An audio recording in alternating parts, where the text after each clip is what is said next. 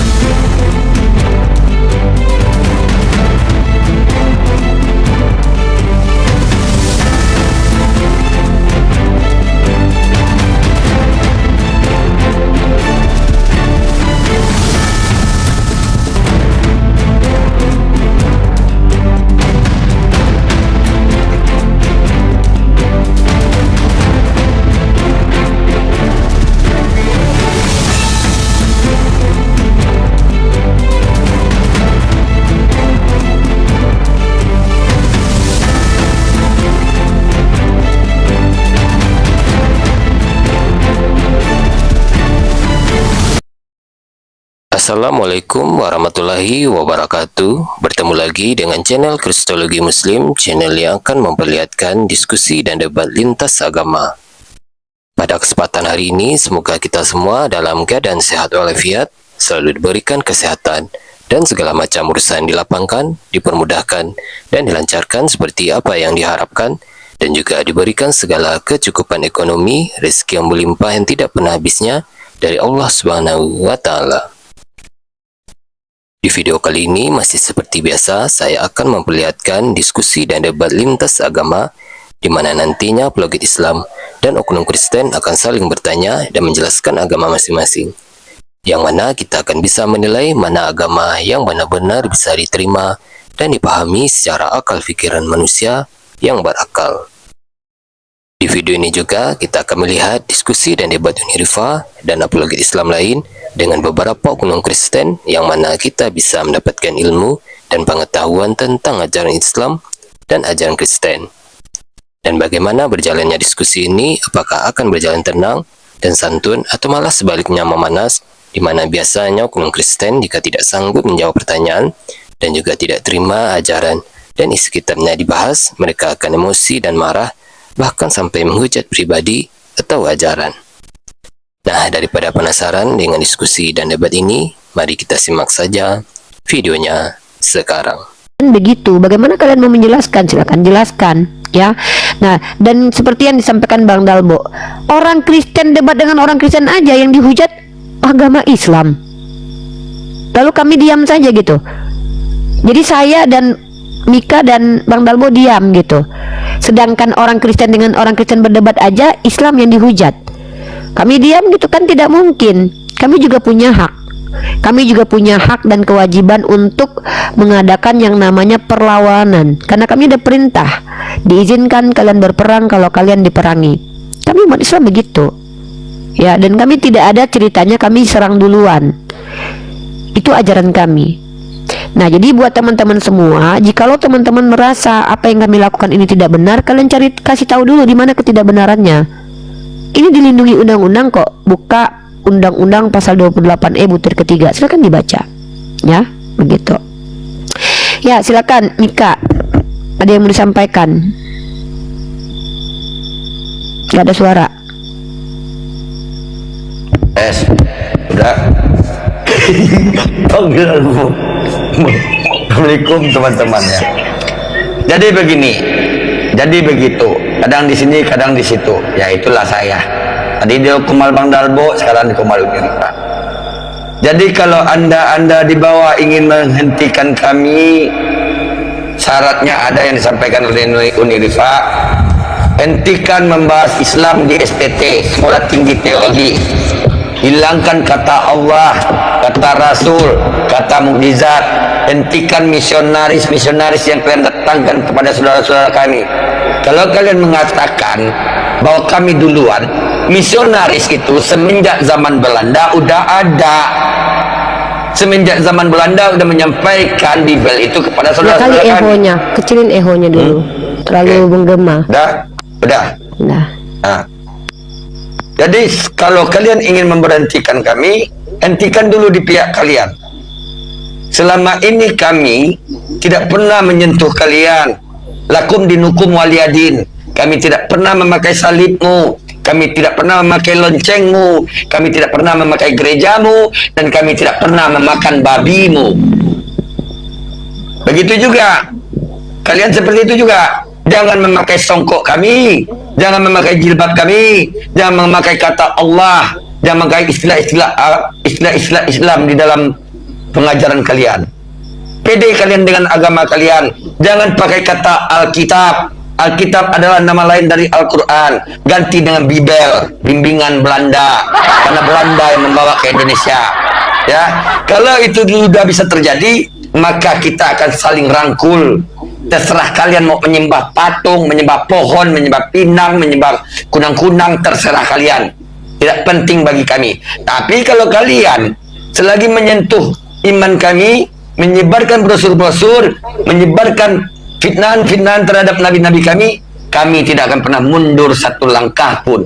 Bergerak pun tidak, makin maju kan, makin maju kan. Sudah tahu kalian, ya? Jelas, ya?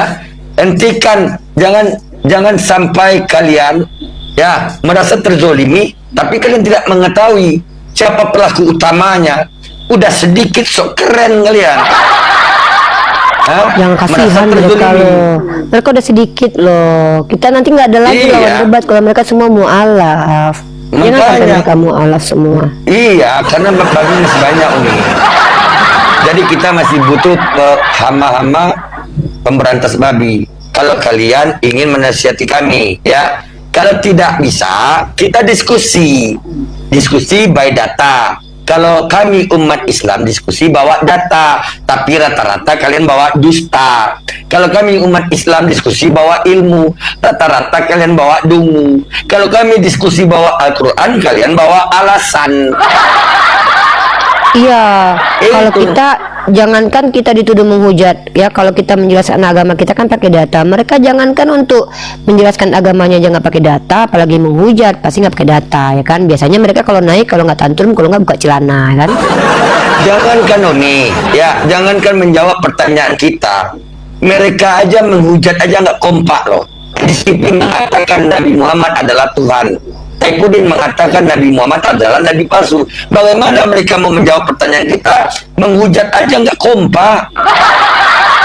Iya.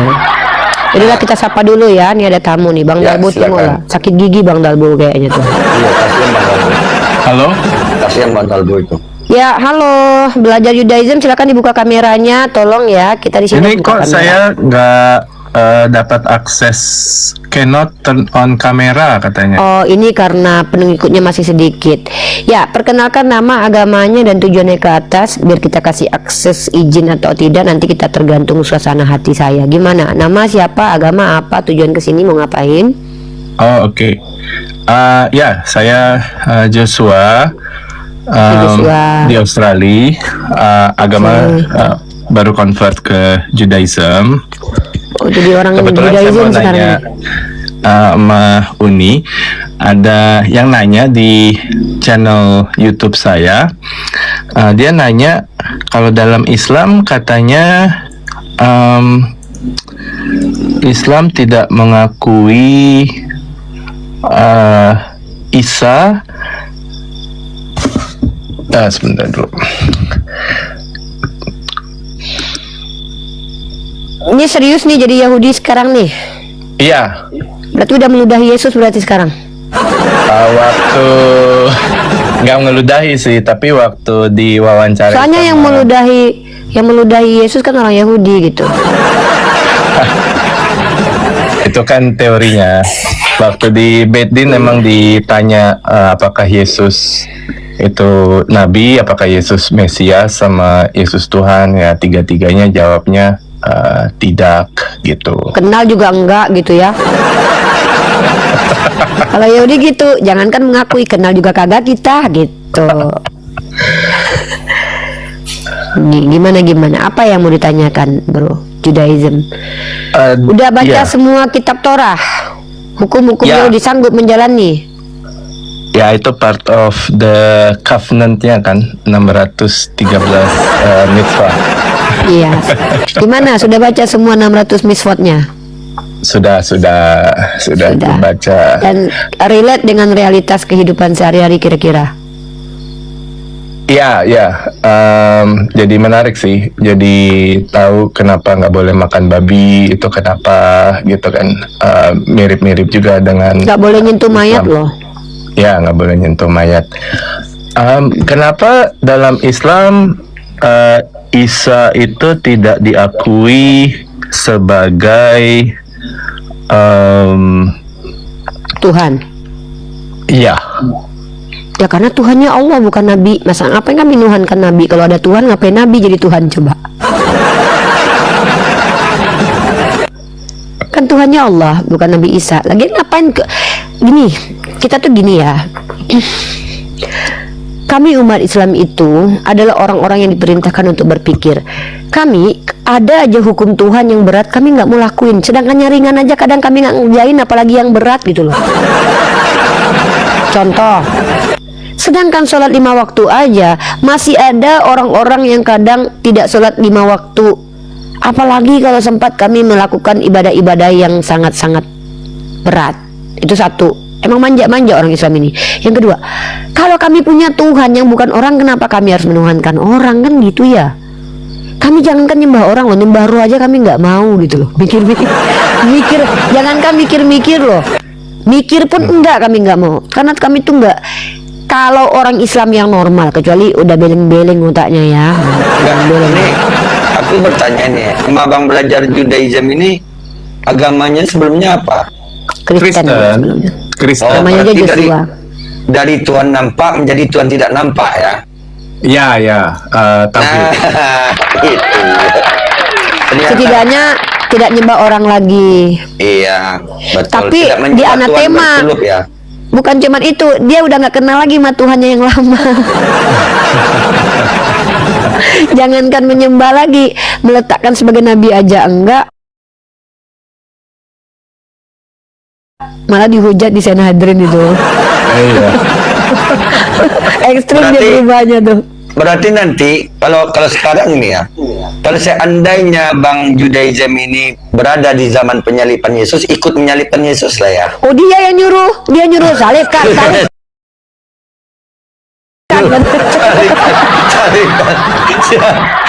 Kata dia salib terkutuk gitu katanya, penghujat Tuhan gitu kata, penghujat Hashem itu, bunuh kata dia yang. Nah pertama dia tuhankan dulu kan, lahir dia support, dia yang seru-seru nih, ayo tombak lagi dia tuh, dia Joshua tuh. Ya, apa alasan Joshua memilih Yahudi sebagai agama selanjutnya setelah dari Kristen? Coba. Ya, Enggak, aku satu pertanyaan lagi nih, satu pertanyaan. Oke. Ada nggak niat pulang ke Indonesia meludahi hotel-hotel Indonesia? Janganlah. Pertanyaan nggak akademis itu Tidak boleh itu. Jadi kita Karena di harus sana diludahi.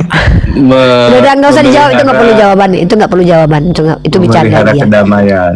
Shalom. Kita itu aja. Apa sih alasan yang mendasar kenapa Adinda pada akhirnya memilih Yahudi? Karena mohon maaf. Aha. Yahudi itu hukum-hukumnya itu sangat berat dan boleh dikatakan kayak mustahil bisa dilakukan secara rasional. Yang kedua, ketika menjadi Yahudi, setahu saya agama Yahudi ini agama etnis, bukan agama yang lintas etnis. Nah, jadi apa kira-kira alasan yang mendasari Joshua memilih Yahudi kemudian? Silakan dijawab. Ya, awalnya pada waktu itu mencari kebenaran.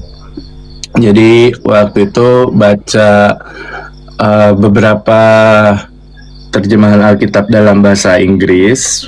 Saya punya koleksinya mulai dari ESV, Amplified, NIV, banyak lah. Karena waktu itu saya ingin mencari tahu kebenaran. Kan ada Paulus mengatakan Taurat itu sudah dibatalkan.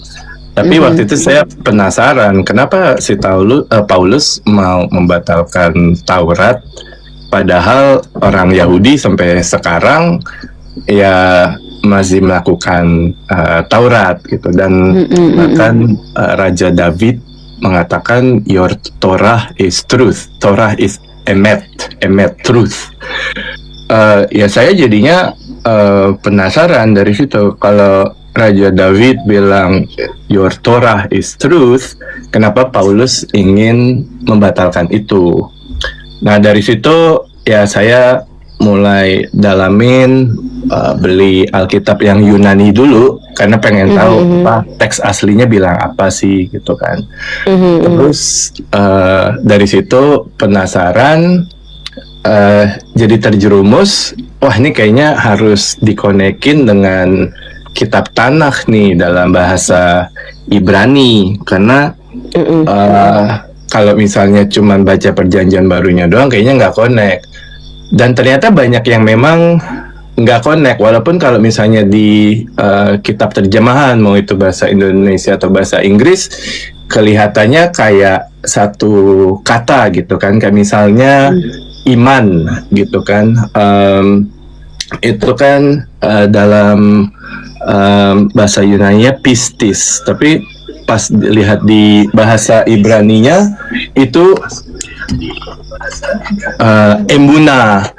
Itu ternyata definisi emuna sama pistis aja sebenarnya sudah berbeda. Jadi kalau dalam Yunani, bahasa Yunani itu pistis itu lebih ke apa yang ada di pikiran, sedangkan emuna itu lebih ke doing.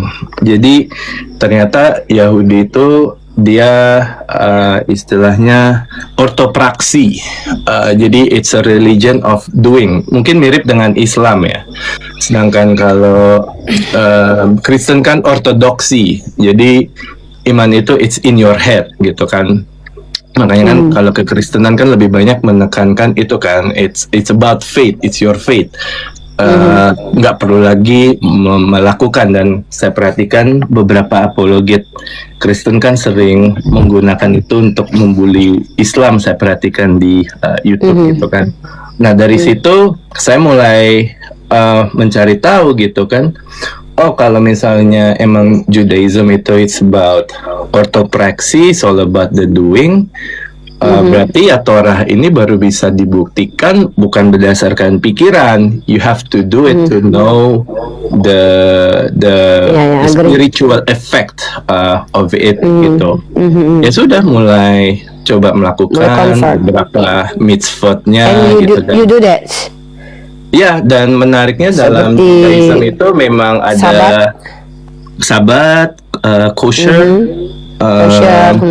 terus ada sama Tefillah, istri Nida. Ya saya menggunakan tefillin terus talit dan sebagainya.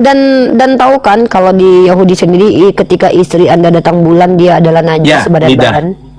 Ya, kita pisah ranjang selama 7 hari. Oke. Sampai dia. Ya. Saya sudah dapat poin. I get your point. Cause you convert to Jewish itu karena mencari mencari vibe spiritual itu seperti apa rasanya. Bisa jadi mungkin Anda tidak mendapat ketenangan di Kristen atau apa, itu that's your reason ya. Itu alasan Anda. It's okay. Ya, tapi begini. Tapi ada mungkin lagi juga yang menarik masalah ortopraksi sama ortodoksi itu. Saya temukan dulu waktu saya di Kristen mempertanyakan hal-hal seperti ini, itu dianggap tidak boleh. Malah dicap tidak beriman. Tidak beriman dan kehilangan Roh Kudus. Yes. Ya, tidak beriman. Okay. Tapi pas saya malah bertanya ke rabi malah di encourage karena katanya Iya. Judaism itu karena kan dia keturunan Bani Israel. Israel itu kan artinya struggling with God. Jadi when you're questioning the Torah, you're struggling you, with kan? God. Jadi that's actually the deepest form of faith. Ya. Is actually by questioning. Kalau kita karena ternyata dalam Judaism Hashem is not looking for someone yang cuma ngikut doang. Jadi yang oke. argue dengan dia itu justru yang dicari. Abraham pernah argue dengan Hashem. Moses juga pernah Moses argue. pernah argue, Jeremiah pernah argue. Jadi Bahkan Yakub pun bukan argue lagi, bergumul kelahi bahkan. ya. Ya seperti itu. Itu yang bikin saya jadi agak Jadi oke, liberating. saya sudah baca. Tapi izinkan saya untuk kasih explanation dulu buat ya mungkin kalau dibilang ingin menginfluence mungkin iya, itu alasan saya buka room ini ya. Karena Anda sudah berada di sini, mau tidak mau terpaksa akan mendengarkan bagaimana saya memaparkan, membandingkan. Pertama, saya niat membandingkan ini bukan ngajak Anda Islam dulu, tetapi mengajak Anda berpikir, merenung dan juga jujur terhadap diri sendiri. Itu dulu. Saya harus kasih paparannya begini. Secara teologis, secara ilmiah, saya belajar keyahudian, belajar kekristenan, belajar keislaman itu saya tidak boleh lepaskan dari konteks rasional dan empati karena itu human being. Maka ketika saya mempelajari agama Yahudi, Kristen dan juga Islam, maka Yahudi ini adalah agama yang apabila semua hukum-hukumnya diterapkan, ini hanya akan membuat manusia satu dengan manusia lainnya terpisahkan. Maksudnya Kenapa gimana? ada dalam banyak hukum keyahudian ada hukum-hukum yang spesifik untuk etnis Yahudi saja. Ya. Artinya gambaran dalam keyahudian dalam kitab yang diklaim sebagai Torah saat sekarang ini atau Kristen katakan itu perjanjian lama, itu kita bisa lihat bagaimana indikator rasisme dalam Torah itu nyata.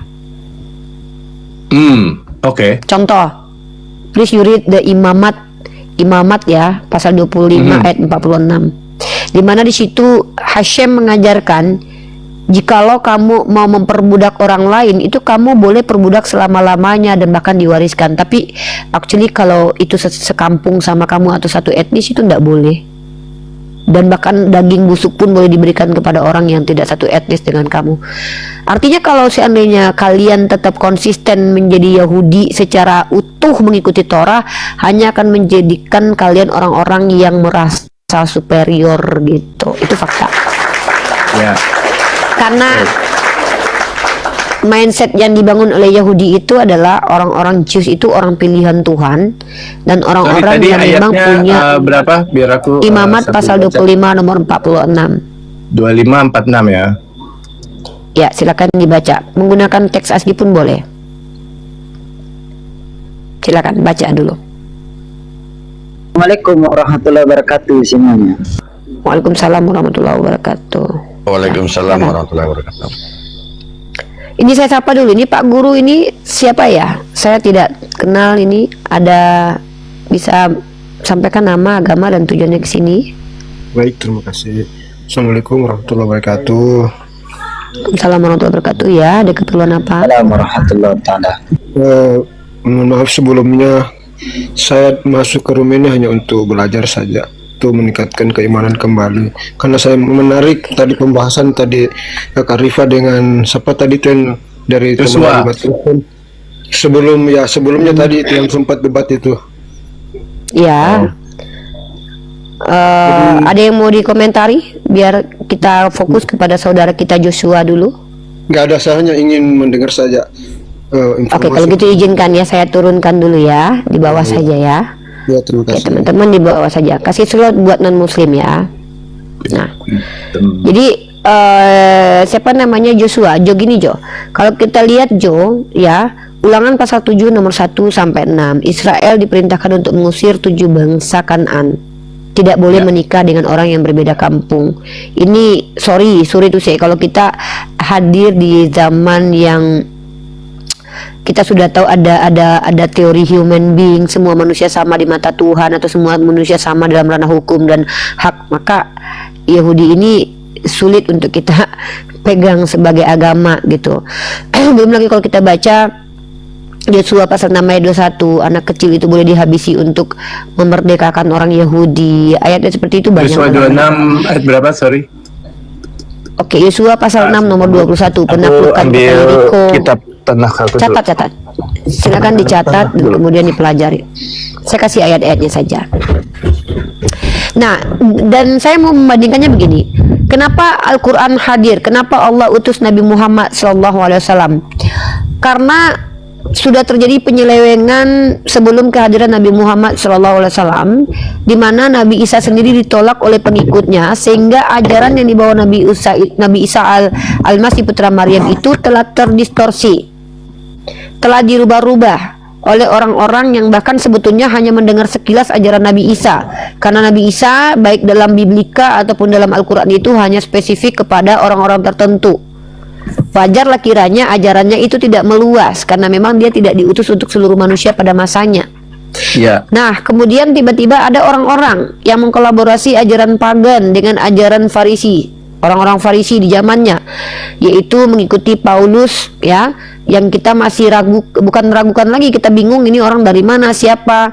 Nah, kemudian muncullah ajaran-ajaran yang tidak pure lagi. Makanya Tuhan Maha Pencipta ini tidak mungkin membiarkan kita terombang-ambing tanpa ada dasar yang bisa kita buktikan bahwa ini betul-betul dari Moses. Kalau kita bicara secara epistemologi, Torah, kitab yang kalian pegang itu sulit untuk dipertanggungjawabkan. Kenapa? Di zaman Makabe, semua Torah itu dibakar dan dihancurkan oleh orang Romawi, sehingga rekonstruksi ulang itu dilakukan oleh Raja Ptolemy di abad ketiga, dan itu pun berbahasa Yunani. Lucu sekali ketika kitab Torah yang dalam bahasa Ibrani itu dituliskan dalam bahasa Yunani untuk untuk memberikan ayat itu kepada orang-orang yang berdiaspora untuk menyenangkan Raja Ptolemy, kan begitu ya, kan kayak rekonstruksinya di tangan orang yang salah. Kecuali rekonstruksi di tangan orang yang benar, bahkan dikatakan dalam legendanya, boleh dikatakan legenda ya, karena ini tidak bisa dikatakan historis karena tidak ada fakta arkeologisnya. Katanya Raja Ptolemy itu mengumpulkan beberapa rabi Yahudi. Rabi Yahudi tersebutlah kemudian yang menuliskan Torah by lisan mereka ke dalam sebuah kitab, jadi disebut dengan Septuaginta dalam berbahasa Yunani. Muncul pertanyaan nanti, bagaimana kita mau menelusuri bahwa rekonstruksi ulang yang dilakukan oleh orang di zaman Raja Ptolemy ini betul-betul Torah yang diajarkan Moses? Kita nggak bisa tahu lagi karena sulit untuk mencari tahunya gitu loh. Nah, kemudian dari konstruksi ulang teks Mesora, ya saya tahu teks Mesora di abad ke-9-10 kan ada Dead Sea Scroll dan Dead Sea Scroll tidak lengkap seperti yang kalian pegang saat sekarang ini. Dan saya punya tapi beberapa kan kalau perbedaan. dibandingkan Dead Sea Scroll yang ditemukan itu sama dengan Masoretic Text, dan Tidak, itu kan semua yang sama. tidak Saya punya. sempat dilihat sama Muhammad kan, Dead Sea Scroll. Ya, saya tahu. Dengar, gini. Kalau kita bahas kritik teks itu satu materi yang berbeda. Saya sedang mencoba membandingkan agama kepada saudara Joshua, karena memang kalau sudah naik ke sini konsekuensinya mendengarkan penjelasan saya begitu. Karena saya kan hadir untuk mengajak berpikir, mengajak merenung, dan mengajak jujur. Be honest to yourself, kan gitu. Ya. Contoh gini nih, kalau seandainya kita bicara tentang keyahudian itu adalah agama yang benar, mari kita bahas, nggak apa-apa. Saya senang semua orang apapun agamanya jadilah seperti yang diajarkan dalam kitabmu, itu baru keren. Tapi permasalahannya adalah, betulkah kita mampu menjalankan perintah di agama kita? Kalau Quran ini tidak ada perintahnya yang merugikan diri sendiri dan merugikan orang lain apabila dilakukan. Tapi kalau menjadi pengikut Yahudi, Anda dan saya ini goyim dalam pandangan Anda, bahkan dikatakan anjing. Itu di mana Uni dibilang begitu? Oke, ya. Kalau goyim memang itu kan memang untuk membedakan Itu sejarah. Itu sejarah, bro. Ya, Israelites dengan yang non-Israelites. Tapi kayaknya kalau dibilang anjing, aku nggak pernah dengar. Itu Yesus yang bilang. Iya. Yesus yang bilang gitu. Tapi itu dia kan bilangnya ini ada karo sini, ini bagus nih. Ini Kak Rosi, ini ada ini. Jadi Kak Rosi ini seorang Kristen yang mengatakan bahwa Tuhan yang disembah sama sama Joshua itu justru iblis nih Kak Rosi nih. Kita lagi nggak ngadu domba, cuman dia punya sudut pandang ya. Dia punya sudut pandang. Gitu. Kalau secara sejarah memang di pandangan orang Yahudi bukan cuman ini ya, memang rendah sekali orang-orang yang di luar Yahudi itu. Makanya saya bilang kalau Anda menjadi Yahudi itu berpotensi bahwa Anda akan menjadi rasis. Nah, tapi it's okay lah, itu hak. Enggak, aku share dari sudut aku ya. Dulu Ya, boleh, aku juga melihatnya waktu dari luar mengira mereka ini eksklusif. Tapi untuk poin Uni tadi, justru orang Yahudi itu tidak pernah merasa dirinya superior. Jadi ketika dia dibilang dia bangsa pilihan, itu pilihan untuk mengemban tanggung jawab 613 mitzvot itu. Jadi di oral Torah itu memang dinyatakan sebelum Torah itu ditawarkan ke bangsa Israel, udah ditawarin dulu ke bangsa Ismail, Moabites, sama aku lupa satu lagi, dan ketiganya sama Edom satu lagi. Nah itu semua menolak. Akhirnya cuman Israelites yang menerima. Makanya ada ayatnya di Exodus, we will hear and we will do, karena bangsa-bangsa lain waktu ditawarin Torah itu nggak mau. Jadi sebenarnya mereka memandang bangsa pilihan itu justru beban karena dipilih untuk mengemban 613 mitzvot itu. Dan Judaisme saya pandang bukan agama yang sistem surga itu eksklusif. Jadi menurut mereka itu semua orang itu yang the righteous people itu yang melakukan the seven Noahide law, itu mereka berhak untuk olam haba atau dunia di akhir zaman. Jadi bahkan menurut saya Kristen lebih eksklusif malah, karena Kristen menyatakan the only way to go to heaven is through Christ. Tapi kalau Yahudi justru sistemnya justru tidak eksklusif. Semua yang benar menyembah satu Tuhan yang tunggal dan melakukan hukum moral itu semua berhak atas the world to come. Itu sih Uni. Oke, nggak apa-apa. Itu pengetahuan yang Anda dapat dari beberapa orang Yahudi. Ya nggak mungkin juga ada suatu agama langsung terang-terangan kita ngatain orang lain anjing, itu kan nggak mungkin juga kan? Nggak mungkin tuh. Kan nggak mungkin gitu. Kita sebenarnya agama yang ngata-ngatain orang anjing loh, tuh nggak mungkin. Pasti setiap orang yang beragama nggak mungkin dia langsung bilang agamanya itu gini gitu.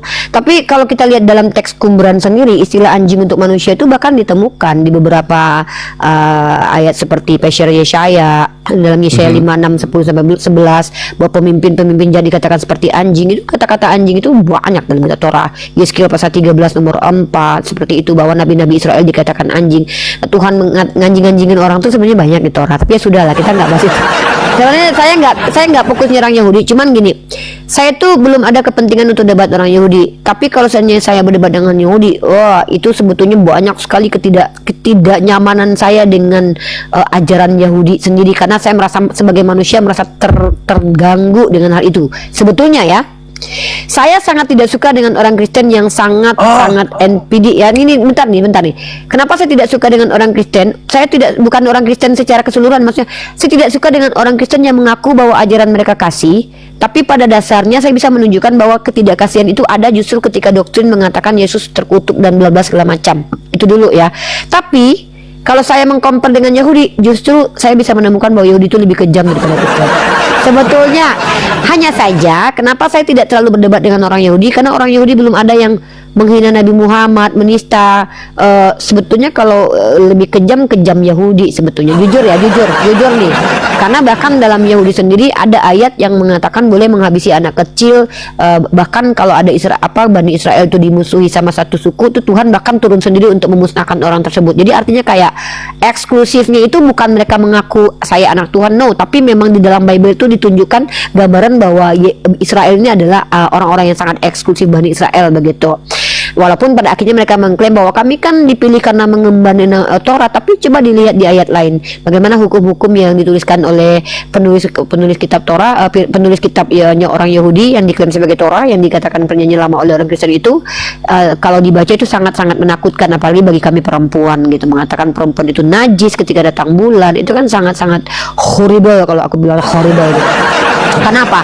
Proses datang bulan itu kan proses yang dibuat oleh Tuhan kepada manusia gitu. Berarti Tuhan menajiskan perempuan selama itu seminggu kan kayaknya sorry itu kayaknya setelah aku dalamin ada bukan mistranslate ya, mungkin kata yang digunakan itu dalam bahasa Indonesia yang digunakan oleh LAI itu kurang ini, tapi unclean atau bahasa Ibraninya tamei itu bukan berarti najis, artinya menjijikkan sebenarnya. Jadi sebenarnya najis ya najis aja gitu gitu.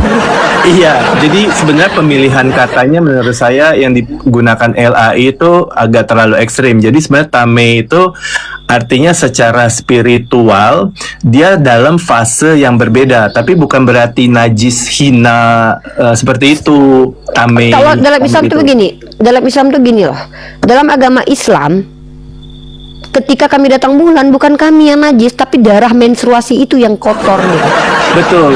Itu tidak ada konsepnya tamei itu artinya najis.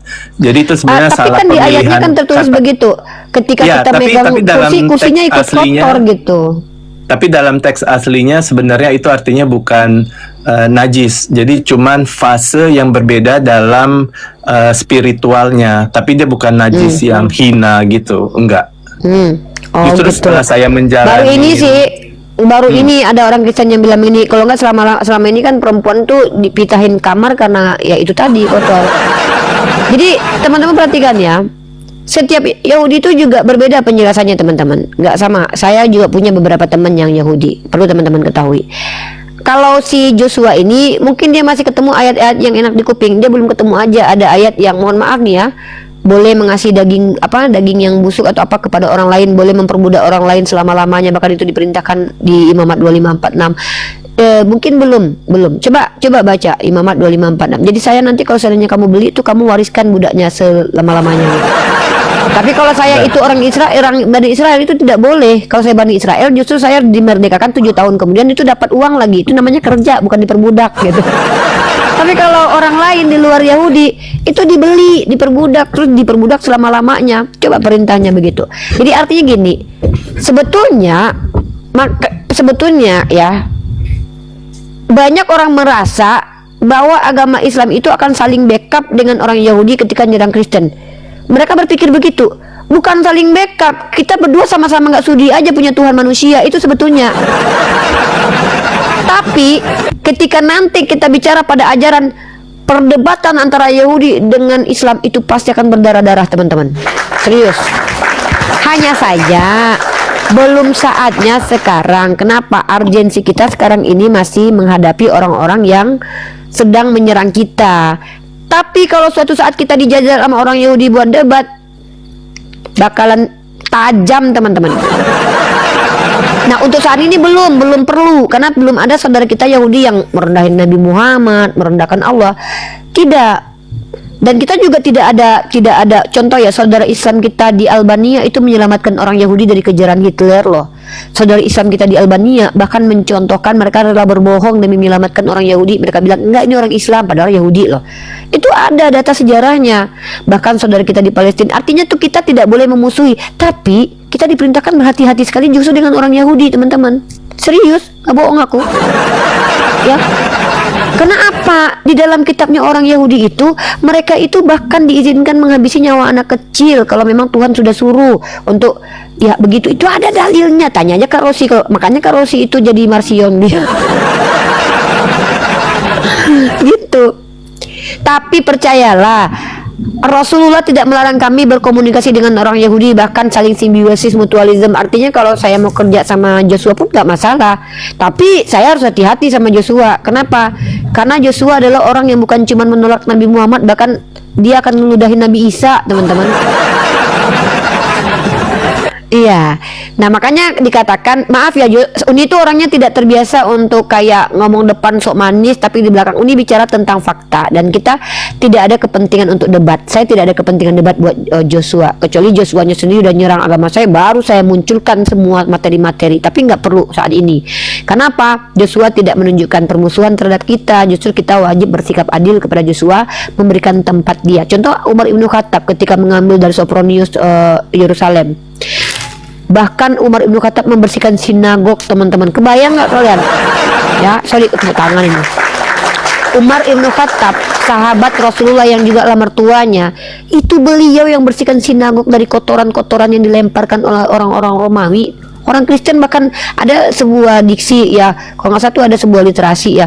Bahkan Sopronius sendiri tuh kayak jangan ya dikasih kesempatan nih orang Yahudi ke tempat mereka. Oh nggak bisa, kata Umar ibnu Khattab. Saya diperintahkan adil. Keren banget. Jadi kita justru tidak boleh untuk mendiskreditkan orang Yahudi. Cuman kalau kita bicara tentang ajaran, saya pastikan suatu saat kalau saya udah debat dengan orang Yahudi bakalan tajam Tajamnya bukan main lagi, tajam sekali, tapi tidak diperlukan sekarang. Nah ini Kak Rosi, salam kenal dulu Joshua. Kak Rosi, Joshua ini saudara kita, sekarang sudah Judaism, convert Judaism, tadinya Kristen, ya, tadinya nyembah, sekarang nggak percaya lagi keberadaan Yesus itu ada gitu. Silakan Kak Rosi. Aku Kak baru Rosi. dapat pertanyaannya. Apa? Kenapa Islam tidak mengaku Isa adalah anak manusia, son of God? Anak Tuhan, ke anak manusia tuh son of human, son of God, anak Tuhan maksudnya. Ya, anak Tuhan. Karena emang dia bukan anak Tuhan. Ngapain kami ngatain anak orang anak Tuhan, itu bohong. Kami tidak boleh bicara yang sengaja berdusta, kecuali dalam keadaan terjepit. Kalau kami misalnya mau dikibulin, itu boleh. Tapi kalau karena kan kalau di Isa itu Torah Tuhan, kan istilah son of God, Ben Adam, itu kan bukan berarti literal anak Tuhan.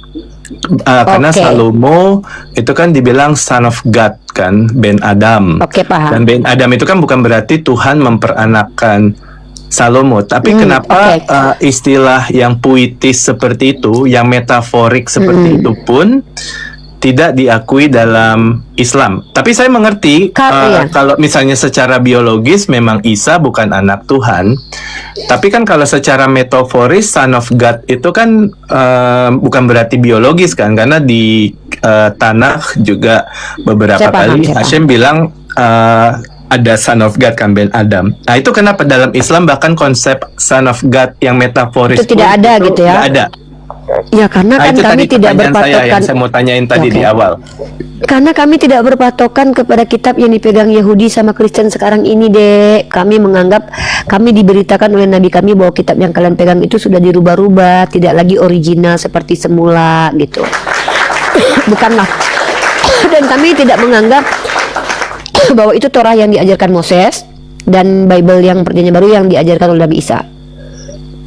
Dan kami tidak diperkenalkan, dan Al-Quran tidak memperkenalkan dulu guru saya. Siapa dulu guru saya? Silakan Bang Dalbo. Siapa Bang Dalbo? Guru saya. Kerjalah Bang. Guru Rosi. Guru. Kak Rosi, your turn. Bang Dalbo jangan panggil saya guru. Saya hanya manusia biasa.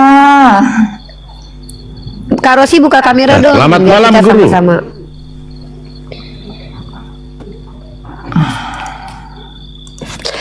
Jadi tidak ada, gini saya jawab dulu ya. Kenapa umat Islam tidak mengenal istilah son of God sebagai makna yang metaforik? Kami tidak diajarkan oleh Allah Subhanahu wa taala. Islam itu berpatokan kepada Quran dan Sunnah. Tidak berpatokan. Bahkan dalam pandangan ulama kami, kisah Israeliat itu bukan sebagai landasan, hanya sebagai pengetahuan saja. Tidak boleh justru kami menjadikan kisah Israeliat sebagai kisah yang dijadikan sumber gitu. Tidak boleh justru. Memang berarti tidak ada kalau gitu Nabi Muhammad juga secara metaforis nggak bisa dibilang sebagai son of God juga, walaupun secara metaforis. Tidak. Bahkan ada sebuah Quran ya, Muhammad, jangankan son of God, jadi bapak kami aja nggak boleh disebut Nabi Muhammad. Bapakku nggak boleh. Apa kata Allah? Muhammad bukanlah bapak. Muhammad bukanlah bapak di antara kalian, tapi secara eksplisit Allah mengatakan dia Rasulullah. Karena gini, perkataan Tuhan itu tidak boleh bias, kecuali untuk sesuatu yang memang kita tidak wajib untuk pahami secara eksplisit. Kalau dia harus eksplisit, karena itu namanya benar dan salah, gitu. Kalau dikatakan dia utusan tapi yang mengutus kan beda. Kalau Kak Rosi ia percaya dia utusan adalah yang mengutus katanya. Itu Kak Rosi, karena dia akan menyembah Yesus dan percaya bahwa Yahweh adalah Tuhan dalam perjanjian lama itu adalah iblis. Ini kontras banget ya teman-teman ya. Di satu sisi ini menuhankan Yud Hevave di dalam perjanjian lama, di satu sisi ini ngata-ngatain bahwa itu iblis. Di satu sisi ini nggak percaya sama Yeshua. Ini dua orang ini kalau ketemu teman-teman perang badar ya, perang badar. Tapi jangan di room saya tidak usah. Kita walaupun kita berperang secara argumen tetap elegan, karena kita orang-orang yang berpikir, kita bukan hewan, bukan orang barbar, kita orang-orang beradab. Maka mari kita berperang pun dengan cara yang sangat elegan begitu. Baik, saya persembahkan saudari saya ini, Kakak Rosi yang cantik jelita sekali, untuk mungkin menyampaikan kepada saudara kita Joshua. Ini Joshua namanya Kak Rosi. Joshua ini mengatakan bahwa Tuhan yang benar itu adalah Tuhan dalam perjanjian lama. Kenapa Kak Rosi membantah? Silakan sampaikan ke Joshua. Soalnya saya nggak mau ikut campur. Ini nanti perang badar dong. Jangan, nggak, saya tidak akan mengizinkan perang badar. Hanya kita argumentasi aja alasannya apa sih gitu kan. Kalau Joshua kan punya alasan, tentu Kak Rosi juga punya. Orang baik dua-duanya kok ini. Ini Kak Rosi ini orang baik loh teman-teman. Dia nggak pernah kata-katanya nggak pernah kasar. Lebih lantam saya daripada Kak Rosi. Joshua bisa buka kamera. Ya Bang Dalbo. Mata guru saya terhalang. Oh terhalang matanya. Baiklah kalau begitu. Terhalang mata guru saya. Guru. Ya, tunggu sebentar. Oke, jadi saya mulai dulu ya dengan ayat Ulangan 32 ayat 8 dan 9 ya. Ketika Sang Maha Tinggi membagi-bagikan milik pusaka kepada bangsa-bangsa, ketika ia memisah-misah anak-anak manusia, maka ia menetapkan wilayah bangsa-bangsa menurut bilangan anak-anak Israel. Tetapi bagian Tuhan huruf kapital semua atau Yahweh ialah umatnya. Yakub ialah milik yang ditetapkan baginya. Jadi di sini ada dua pembedaan. Ada yang Sang Maha Tinggi, ada Tuhan dengan huruf besar semua atau Yahweh. Di sini menjelaskan ada dua sosok itu. Jadi kalau orang Israel itu mengaku adanya Tuhannya adalah satu-satunya atau yang ehad itu, ternyata bukan. Ya, dia juga bukan Tuhan pencipta langit dan bumi. Karena Tuhan pencipta langit dan bumi itu memerintahkan apa? Penuhilah bumi, beranak cuculah. Jadi tidak pernah ada perintah untuk melakukan genosid seperti yang dilakukan oleh tokoh yang menemui Musa di Semak Duri di Keluaran pasal 3. Lanjut. Itu salah satu alasannya Jo. Gimana Jo? Belum panas kan Jo? Jangan panas-panas Jo. Kita di sini cuman perang argumen aja, bukan perang badar. Gitu. Tangan Gak apa-apa sih. Karena memang kekristenan dan Yahudi itu POV-nya kan berbeda. Ya kalau kekristenan membaca Tanakh dengan alegori-alegori, ya nggak apa-apa. Tapi ya orang Yahudi nggak pernah membacanya dengan alegori-alegori. Tapi ya nggak apa-apa, itu iman Kristen. Jadi makanya kita dalam Yahudi ya juga nggak merasa surga itu eksklusif kan. Kalau that is the Christians belief, ya let it be. That's how they read the Tanakh. Dan seringkali kan kekristenan memang meretrojeksi Yesus masuk balik ke Tanakh kan, because they need the Tanakh, because they don't have their own Bible, so they use the Tanakh untuk meretrojeksi Yesus supaya kelihatan Yesus itu pernah dinubuatkan di Tanakh, when the fact is Jesus is never in the Tanakh. Tapi ya kalau cara bacanya Kak Rosi ya seperti itu, ya gak apa-apa, it's okay, no hard feeling. Ini kerennya kalau orang-orang berpendidikan diskusi itu gitu teman-teman, bahasanya enak ditengar kuping, bukan isinya kandang ayam semua. Ini enak nih kalau diskusi begini. Artinya bahasa-bahasa yang digunakan juga bahasa-bahasa yang tidak merendahkan dan melecehkan tepuk tangan ini. Makanya saya percaya nih, orang-orang ini orang-orang baik, hanya saja kita berbeda keyakinan. Itu nggak mesti harus kita saling ngata-ngatain, nggak. Kalau kita gini loh, di dalam Islam, di luar agama Islam itu sesat. Menurut Yahudi, di luar Yahudi itu tidak benar. Menurut Kristen juga begitu. Kita sepakat untuk berbeda, bukan berarti kita harus saling benci. No hard feeling. No hard feeling ini keren banget ini teman-teman. Nah, tapi tetap sebagai manusia bukan kera, kita punya hak. Hak kita apa? Berdialektika. Maka nanti serahkan kepada mereka yang menonton untuk menerima dan menemukan kebenaran itu masing-masing sesuai dengan kebutuhannya. Kak Rosi bilang ini enggak, itu bukan Tuhan yang benar. Kalau Joshua bilang, oh iya sorry, kalau kita memang tidak begitu cara bacanya, kita punya metodologi. Sementara kalau menurut kita justru Yesus itu tidak ada, karena orang Kristen mencoba meretrojeksi. Nah, kata-kata retrojeksi teman-teman baru ketemu ya. Teman-teman, meretrojeksi itu artinya tuh sama seperti memproyeksikan atau memasukkan ideologi dan gagasan bahwa Yesus itu ada di dalam perjanjian lama. Tanak, bukan perjanjian lama ya. Tanak dalam kaidahnya orang Yahudi, perjanjian lama dalam kaidahnya orang Kristen.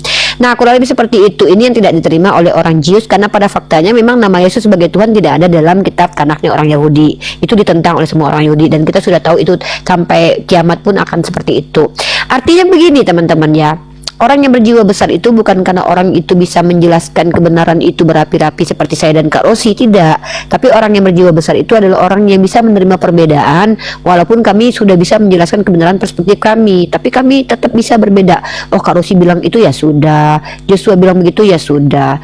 Kita beda keyakinan, ada Yahudi, ada Kristen, ada Islam, tapi kita berretorika itu untuk kepentingan apa? Ada yang memuaskan akal, silakan. Ada yang memuaskan batin, silakan. Ada yang memuaskan spiritual, silakan. Ya, yang penting saya nggak bisa muasin kalian. Iya, itu saya akui. Nah, karena saya bukan pemuas nafsu kalian. Nah, jadi begitu. Nah, silakan Kak Rosi. Tapi Kak Rosi gimana tuh? Ya, dalam perjanjian lama itu kan orang Kristen mencoba meretrojeksi Yesus, memproyeksikan Yesus di dalam itu, padahal tidak ada tertulis Yesus sebagai Tuhan itu. Itu gimana Kak? Apakah Kak Rosi udahlah Kak Rosi?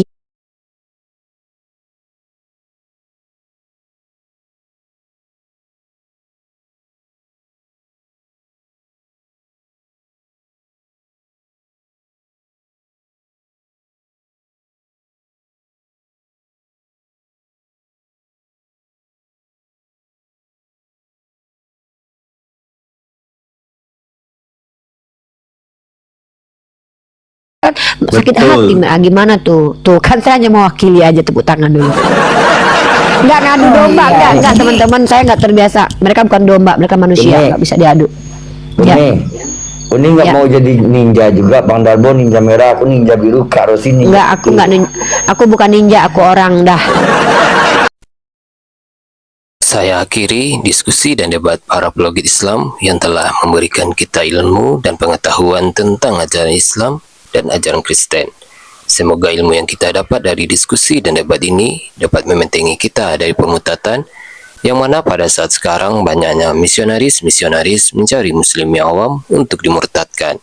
Saya akhiri video ini. Terima kasih kepada saudara-saudari muslim semua yang telah mengikuti diskusi ini sampai habis. Sampai ketemu lagi dan nantikan video-video diskusi dan debat apologet Islam selanjutnya. Assalamualaikum warahmatullahi wabarakatuh.